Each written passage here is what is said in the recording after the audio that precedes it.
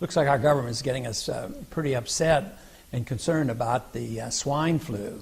This is interesting to me, not only for political reasons, but also as a physician. It makes me think back to 1976, the first year I served in the Congress. We had a vote on the swine flu. Back then, there was a panic, and they said it was going to sweep the nation, and they rapidly came up with some flu shots, and the government was going to inoculate everybody and save the world from this disaster. And I remember there were 2 votes against it, myself and Larry McDonald, another physician. It turned out, though, that our instincts were correct. Not only did we object to it because we didn't think the government should be in the medical business and making these medical decisions, but it turned out that the instincts were absolutely right, because the flu came and the flu went and 1 person died, except for those individuals who died from getting the flu vaccine. And over 25 people died just from getting the vaccine, and many got ill from it, until finally they had to suspend the whole program. But here we are once again, the swine flu coming up, and everybody's panicking. And this is not to downplay the seriousness. Some people have died, some people might die yet. We have had no deaths in this country, but there's 7 or 8 cases up in New York. None have even been hospitalized. And yet it's practically like we've been attacked by nuclear weapons. I mean, press conference over the weekend, prime item for the Department of Homeland Security. How did the Department of Homeland Security get into the medical business? You know, it just is totally out of control on what they think we should do.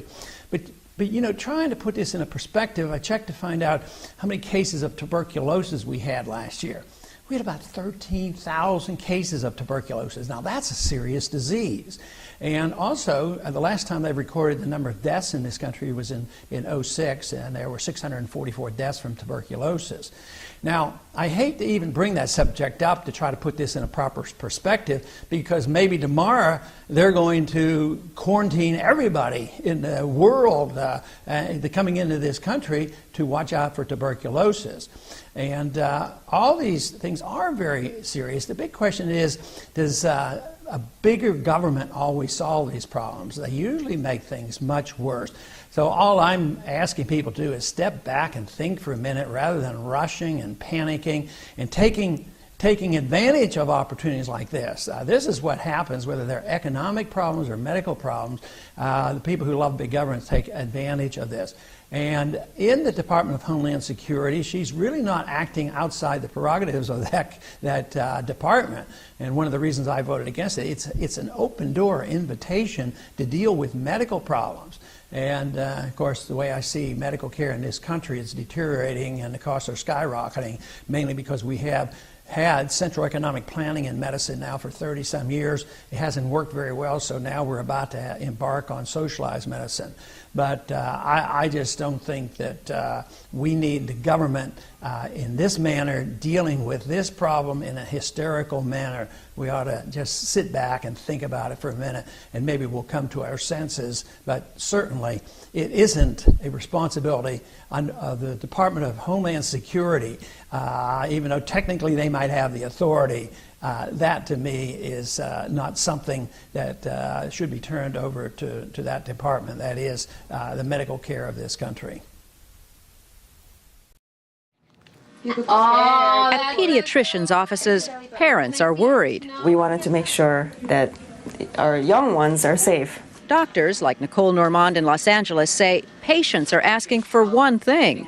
Well, a lot of families are calling and wanting a prescription for Tamiflu, even if their kids are perfectly well, because they want to have it just in case. The antiviral drugs Tamiflu and Relenza are the only known treatments for swine flu. Response Marketing says sales of Tamiflu have spiked 800% in the last week. Access RX reports a 62% increase in sales. To buy Tamiflu in a pharmacy, you need a prescription and should be careful about what they buy online, because like all medicines, Tamiflu and Relenza have potential side effects. The one that I've experienced a couple of times with my patients is delirium. So it's kind of scary to see your kid hallucinate. And if you're doing that for no reason other than paranoia, then it's silly. That's why most doctors are refusing to prescribe the drugs. Roche Laboratories has alerted healthcare professionals about neuropsychiatric events that have occurred in influenza patients taking Tamiflu, or oseltamivir phosphate. Tamiflu is used to treat or prevent the flu in patients 1 year and older. The company's letter says that there have been reports of self-injury and delirium in flu patients who were taking Tamiflu. Most of these events occurred in Japan, and the majority of them were in children. The possible role of the drug in contributing to these events isn't known. However, the labeling for Tamiflu now says that people with the flu, particularly children, may be at increased risk of self-injury and confusion shortly after taking Tamiflu, and so they should be closely monitored for signs of unusual behavior throughout the treatment period. Caregivers or patients should be told to contact a healthcare professional immediately if a patient taking Tamiflu shows any signs of unusual behavior. The company's letter also alerts practitioners to the potential interaction between Tamiflu and FluMist, the intranasal flu vaccine. It notes that if they're taken together, Tamiflu may inhibit the desired replication of the live virus in the intranasal vaccine. Because of this, FluMist should not be administered within 2 weeks before or 48 hours after administering Tamiflu.